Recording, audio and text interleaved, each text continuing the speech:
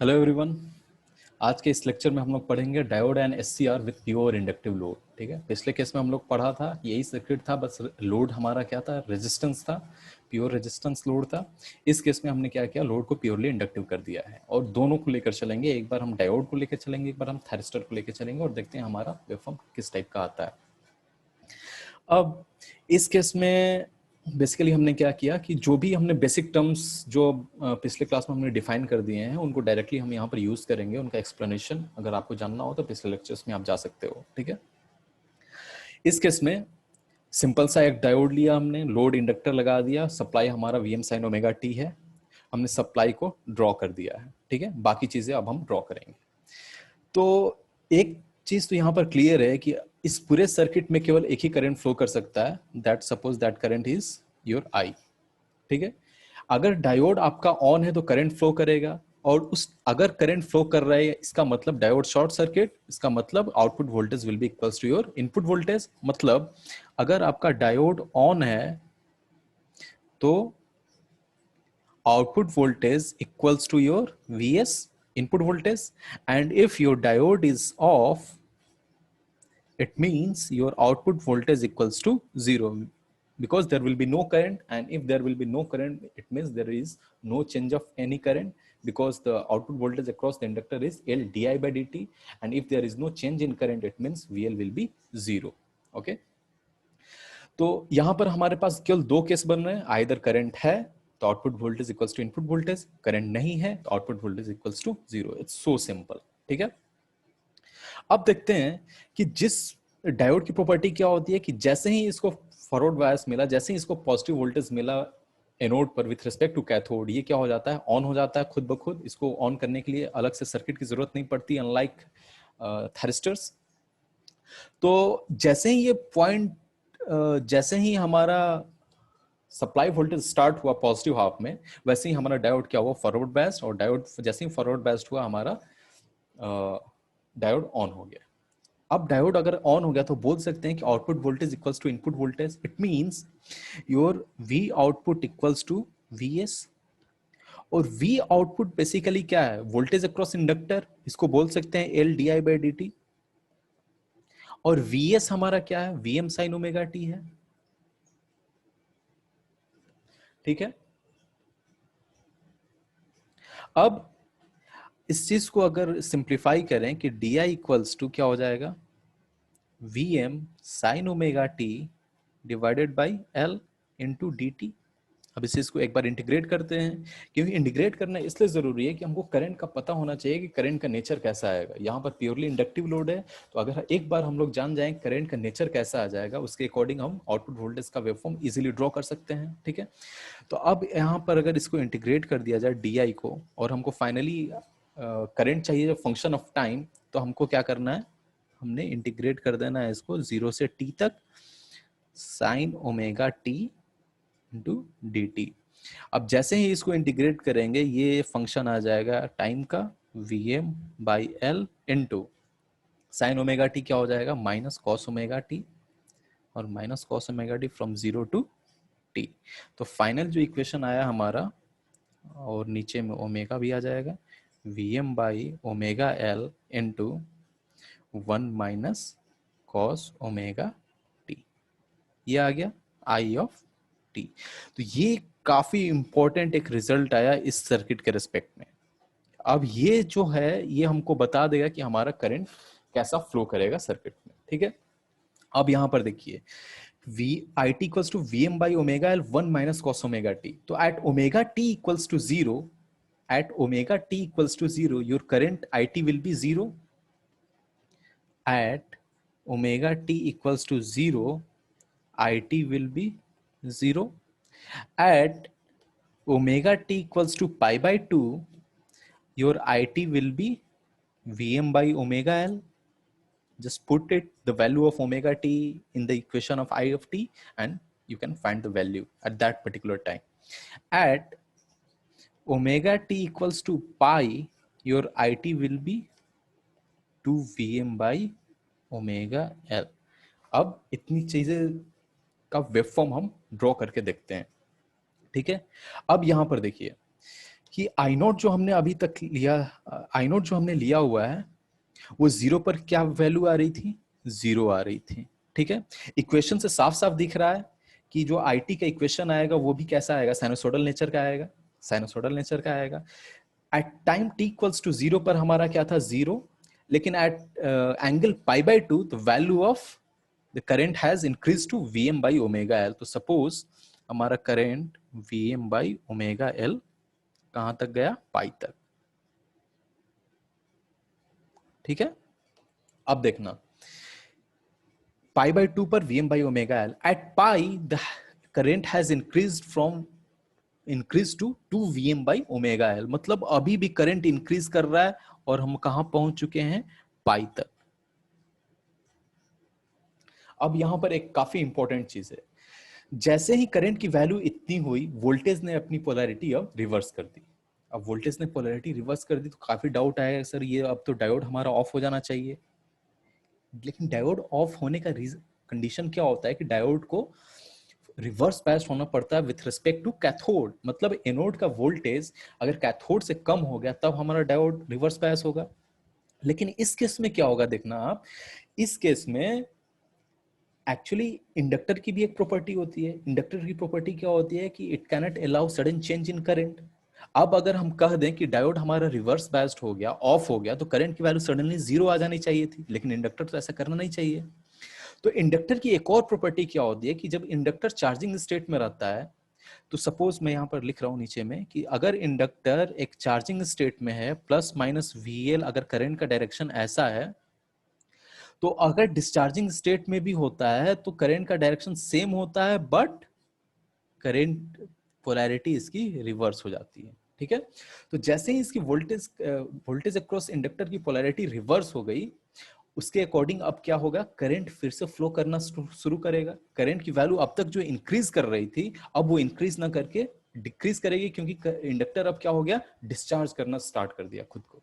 अब डिस्चार्ज करने का अपोज कौन कर रहा है, मतलब बेसिकली अब तुम्हारा सप्लाई वोल्टेज क्या चाहता है, सप्लाई वोल्टेज अब क्या हो चुका है, यहां पर निगेटिव हो चुका है, ये पॉजिटिव हो चुका है, तो अब सप्लाई वोल्टेज चाहता है कि रिवर्स डायरेक्शन में करंट फ्लो कराया जाए, लेकिन इंडक्टर फोर्सफुली क्या कर रहा है, फॉरवर्ड डायरेक्शन में करंट फ्लो करा रहा है। इसके कारण क्या होगा कि अब करंट का जो नेचर आएगा वो डिक्रीजिंग आएगा। और फिर हम अगर देखें यहां पर कि at omega T equals to 3 pi by 2 your I T has become again V M by omega L. ठीक है, and at omega t equals to 2 pi your it has become 0। इसका मतलब ये वेवफॉर्म कैसा जा रहा था, कुछ ऐसा। ठीक है, तो ये हो गया हमारा पाई बाय 2, ये हो गया पाई, ये हो गया 3 पाई बाय 2, ये हो गया हमारा 2 पाई। वैल्यू क्या क्या थी हमारी, वैल्यू जो हमारा था मैं लिख देता हूं फिर से, ये था हमारा V M by omega L, ये था हमारा 2 V M by omega L, और ये था हमारा V M by omega L. तो अब देखिए इस बार क्या हो रहा है कि अब मैं अगर बोल रहा हूं कि 0 से 2 पाई तक डायोड कभी ऑफ ही नहीं हो रहा है, इसका मतलब डायोड किसी भी साइकिल में, किसी भी पॉइंट, किसी भी साइकिल या किसी भी पॉइंट ऑफ टाइम में ऑफ ही नहीं होगा। इसका मतलब अगर अगर फिर इसको इनहेंस करें, अगर 2 पाई के बाद 2 पाई से 4 पाई की बात करें, तो फिर ये क्या होगा, फिर खुद को रिपीट करेगा ये। ठीक है, फिर मैक्सिमम वैल्यू कहां पर आएगी, मैक्सिमम वैल्यू हमारी 3 पाई पर आएगी, और 3 पाई के बाद फिर से ये क्या करेगा, खुद को 3 पाई के बाद फिर से क्या करेगा, खुद को डिक्रीज करेगा। इसका मतलब जो उसका इक्विवेलेंट वेवफॉर्म आएगा कुछ ऐसा आएगा। 3 पाई पर फिर से वैल्यू कितनी हो जाएगी, twice V M by omega L. फिर तो अब देखते हैं वोल्टेज पे क्या इफेक्ट पड़ता है। ठीक है, अब अगर मैंने बोल के रखा है कि डायोड अगर ऑन है तो output voltage equals to input voltage हो रहा है, तो हम तो यहाँ पर देख रहे हैं कि 0 से 2 पाई तक ही हमारा क्या है, करंट फ्लो कर रहा है। तो 0 से 2 पाई तक करंट फ्लो कर रहा है, तो वोल्टेज क्या होना चाहिए 0 से 2 पाई तक, इनपुट वोल्टेज। तो इनपुट वोल्टेज हमारा कैसा है, इनपुट वोल्टेज है हमारा कुछ ऐसा। तो इनपुट वोल्टेज में क्या कोई चेंज आया, इनपुट वोल्टेज में कोई चेंज नहीं आएगा, लेकिन करंट में क्या होगा, करंट की वैल्यू 0 से 2 पाई तक रहेगी। उसके बाद फिर क्या होगा, फिर ये खुद को रिपीट करेगा,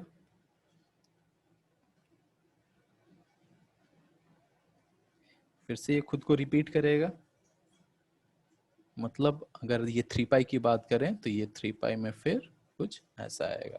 ठीक है, अब यहां से क्या दिखा हमको कि अगर लोड हमारा प्योरली इंडक्टिव है तो डायोड कितने देर कंडक्ट कर रहा है एक साइकिल में। अब यहां पर नोट्स बनाकर हम लिख सकते हैं कि कंडक्शन पीरियड, काफी इंपॉर्टेंट पॉइंट है, conduction period of diode is 2 पाई और 360 डिग्री। ठीक है, बात समझ में आई, कोई डाउट नहीं होना चाहिए। मैं फिर से एक बार कंक्लूड कर रहा हूं कि अगर हमारा जो डायोड था, लोड हमारा अगर प्योरली इंडक्टिव लोड है तो हमने करंट का इक्वेशन निकाला। करंट के इक्वेशन से हमको पता चला कि पाई ड्यूरेशन तक भी करंट की वैल्यू अभी इंक्रीज ही होती जा रही थी, और twice VM by omega L पर मैक्सिमम एट एंगल पाई पर twice VM by omega L current की मैक्सिमम वैल्यू हो रही थी। उसके बाद इंडक्टर डिस्चार्ज हो रहा था, डिस्चार्ज हो तक 2 पाई तक फुली डिस्चार्ज हो गया। उसके बाद फिर क्या हुआ, फिर से साइकिल स्टार्ट हो गया। मतलब करंट का जो कंडक्शन पीरियड है, डायोड का जो कंडक्शन पीरियड है, वो होल साइकिल, टोटल साइकिल चलेगा, 2 पाई तक चलेगा। ठीक है, उसके अकॉर्डिंग वोल्टेज हमने देखा कि अगर करंट की वैल्यू नॉन जीरो है, इसका मतलब output voltage equals to input voltage. तो जैसा इनपुट का वोल्टेज है वीएम साइन ओमेगा टी, वैसा ही आउटपुट का वोल्टेज एक्जैक्टली सेम आएगा वीएम साइन ओमेगा टी। ठीक है, अब देखते हैं कि अगर इसी सर्किट में जो थायरिस्टर है उसको रिप्लेस कर दे, जो डायोड है उसको रिप्लेस कर दे अगर हम थायरिस्टर से, तो हमारा वेवफॉर्म कैसा दिखेगा।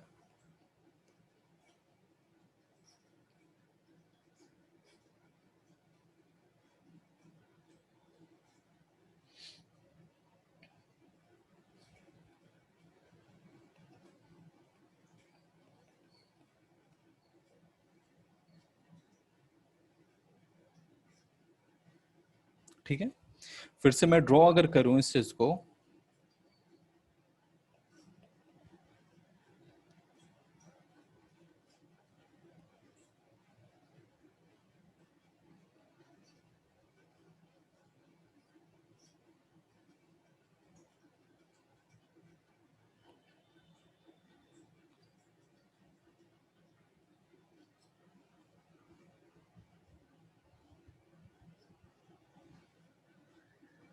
ये हो गया हमारा सपोज आई नॉट, ये हो गया हमारा वी नॉट, एक्सिस हमारा ओमेगा टी है एज इट इज। ठीक है, अब देखना, अब जो हमारा थैरिस्टर आ गया तो हम कहेंगे नहीं भाई, अब हम कुछ डिले के बाद थैरिस्टर को ऑन करेंगे, जो इसकी बेसिक प्रॉपर्टी है। तो सपोज हमने क्या किया कि एट एंगल अल्फा इसको हमने ट्रिगर किया। ठीक है, अब एट एंगल अल्फा ट्रिगर कर रहे हैं तो हमारा क्या होगा, फिर से देखते हैं कि जिस पॉइंट पर जैसे ही ट्रिगर किया हमने, output voltage equals to input voltage हो गया। मतलब अगर थायरिस्टर ऑन है तो हमारा V not equals to V S हो रहा है, और थायरिस्टर अगर ऑफ है तो हमारा वी नॉट इक्वल्स टू क्या हो रहा है, जीरो हो रहा है। ठीक है, अब देखते हैं, अगर इस बार भी करंट की बात की जाए तो सेम करंट आएगा, सेम करंट आएगा, लेकिन जो हमने इंटीग्रेशन किया था कि I of T equals to your आ रहा था 0 से टी, अब क्या हो जाएगा ये चीज, अल्फा से टी। ठीक है, अल्फा से टी नहीं होगा, सॉरी, पहले जो हमने इंटीग्रेशन किया था 0 से टी, अब कहां से इंटीग्रेशन स्टार्ट करेंगे, अल्फा से इंटीग्रेशन स्टार्ट करेंगे। क्यों, क्योंकि अभी अल्फा से पहले हमने ट्रिगर नहीं किया है, और सेम चीजें आ जाएंगी, अल्फा से T sine V M sine omega T T T. ठीक है, और ये 1/L। तो अगर आई टी की वैल्यू अब यहां से फाइंड की जाए तो आ जाएगा कि V M by omega L minus cos omega T from alpha से टी, और ये वैल्यू कितनी आ जाएगी हमारी, V M by omega L into 1 minus, sorry, cos alpha minus cos omega no T. अब यहाँ पर काफी एक इंपॉर्टेंट चीज आया, हमारा इक्वेशन को अगर हम लोग एनालाइज करें तो इक्वेशन को जैसे ही हम लोग एनालाइज करते हैं वैसे हमको पता चलता है कि जो करंट की वैल्यू 0 है वो कहां तक है। तो अगर omega T equals to alpha की बात कर लें, omega T equals to alpha की बात करें तो आई टी हमारा क्या आ रहा है, 0 आ रहा है एट, और omega T equals to alpha के पहले हमने थायरिस्टर को ट्रिगर ही नहीं किया है। अगर थायरिस्टर को ट्रिगर ही नहीं किया है तो वो क्या रहेगा, ऑफ ही रहेगा। तो at omega T equals to alpha पर हमारा करंट 0 है।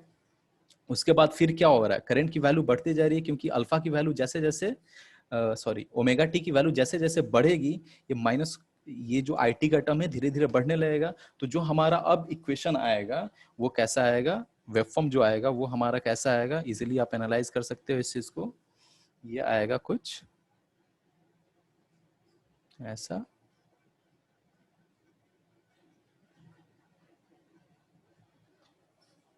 थोड़ा सिमेट्रिसिटी में गड़बड़ हो गया है, अदरवाइज थोड़ा सिमेट्रिक दिखना चाहिए था इसको। Okay, let us suppose this one.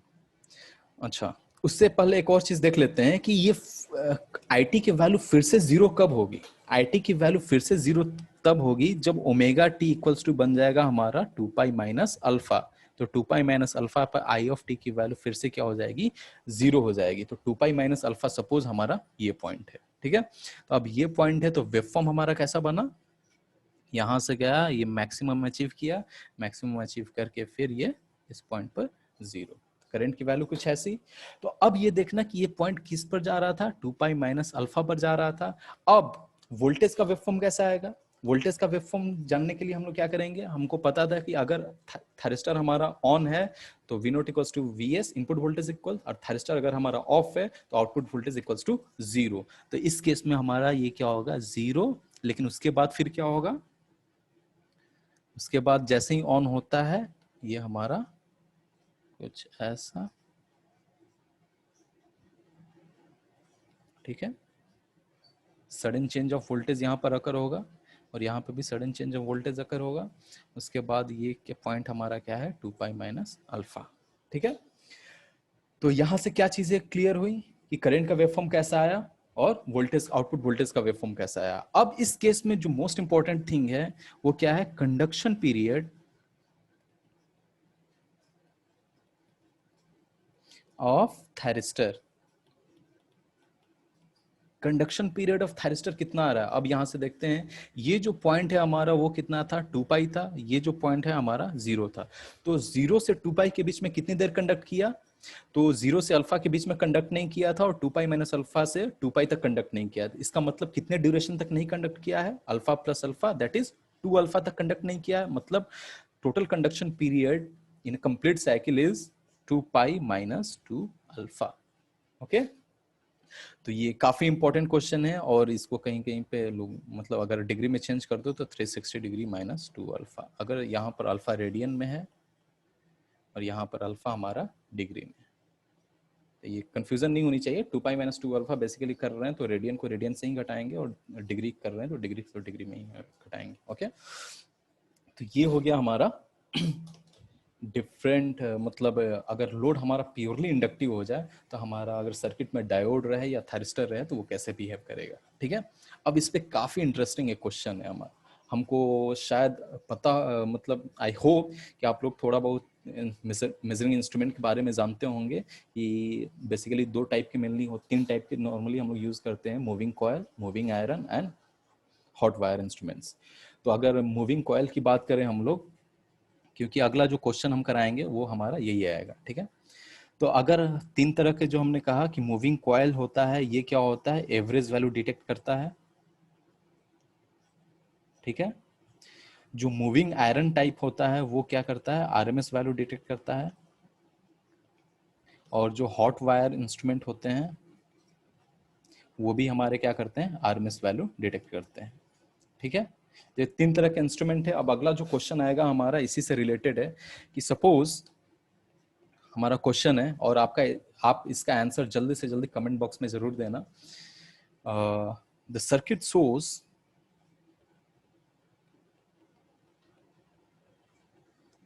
an ideal diode, an diode connected to a pure inductor and is connected to a purely sinusoidal 50 hertz voltage source. ठीक है. Under ideal condition,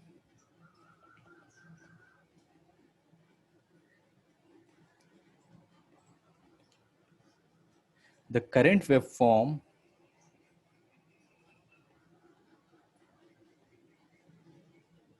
through the inductor will look like. ठीक है. तो normal सी बात है, अगर ये question आ गया तो फिर इसका सोल्यूशन तो अभी जस्ट हमने ऊपर देखा ही है. इसमें कुछ डिफरेंस है ही नहीं. कि बोल रहा है कि एक हमारा सर्किट है, उसमें एक डायोड लगा हुआ है और डायोड में एक प्योर इंडक्टर लोड है, तो इसका आउटपुट करंट का वेवफॉर्म कैसा होगा. तो हमने अभी करके देखा, 2 पाई का साइकिल है तो 2 पाई तक हमारा करंट ही फ्लो करता रह जाएगा. अगर ये पाई हो गया, ये 2 पाई हो गया. ठीक है. ठीक है, इसमें कुछ था नहीं क्वेश्चन. अब जो हमने बताया कि 3 तरह के इंस्ट्रूमेंट होते हैं, उसका क्वेश्चन देखते हैं. ठीक है, ये हमको पता है, बस एक रिवाइज हमने कर लिया. अब सपोज एक क्वेश्चन है बहुत इंटरेस्टिंग, आप लोग जल्दी से जल्दी कमेंट बॉक्स में करना, इसका सॉल्यूशन मैं नेक्स्ट वीडियो में दूंगा. ठीक है. ये हो गया हमारा, सपोज वोल्टेज है 100 साइन ओमेगा टी. ठीक है. ये अगर मैं बोलूं कि यहाँ पर एक वोल्ट मीटर लग गया. ठीक है. और ये टाइप है हमारा एमसी टाइप है. ठीक है. इंडक्टर के क्रॉस हमारा एक वोल्ट मीटर लग गया है, और ये जो टाइप है एमसी टाइप है, तो वोल्ट मीटर रीडिंग क्या होगा.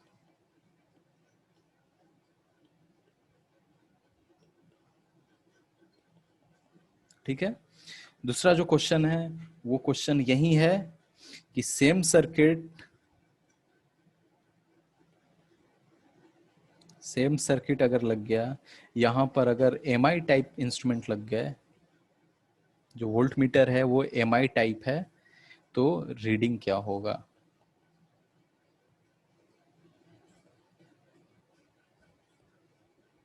ठीक है. तीसरा जो क्वेश्चन है वो क्वेश्चन है कि ये हो गया,